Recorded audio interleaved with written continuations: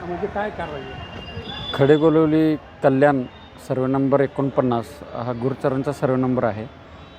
यामध्ये सत्यम बार नावाची जी व्यावसायिक आस्थापना आहे, तर ह्या आस्थापने म्हणजे शासकीय जागेचा जो वापर आहे, तर तो रहिवासी सोडून इतर प्रयोजनासाठी वापर केला गेल्यामुळे तो अनधिकृत बांधकाम झालेला आहे.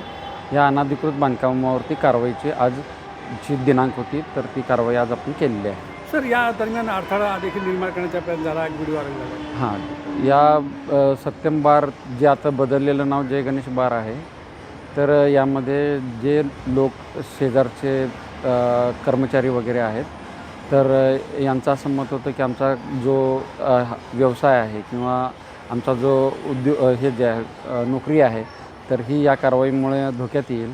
तर त्यामुळे ही कारवाई प्रशासनाने करू नये असं त्यांचं मत होतं. पण गुन्हा दाखल करता त्यांच्या विरोधात? आणि आत्ता आपण सध्या ही कारवाई पूर्ण करणे हेच आपलं हे होतं, लक्ष होतं.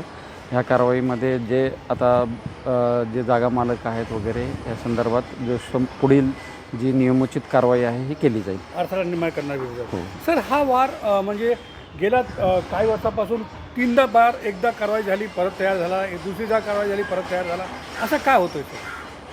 आता ह्यामध्ये नेहमी आपलं जे सर्वेलन्स असतं तर ते असतं, पण तरीसुद्धा काही बांधकाम जो हे पूर्ण क्षेत्र आहे हे KDMC क्षेत्र आहे आणि यामध्ये बांधकाम परमिशन्स वगैरे KDMCच्या होत असतात. क्षेत्र परिक्षेत्र म्हणून KDMC आहे आणि त्यामध्येही शासकीय जागा आहे. तर त्यामुळं ह्या जागेंवरती अशा प्रकारे थोडंफार प्रमाणामध्ये जे कारवाई ही होत असते.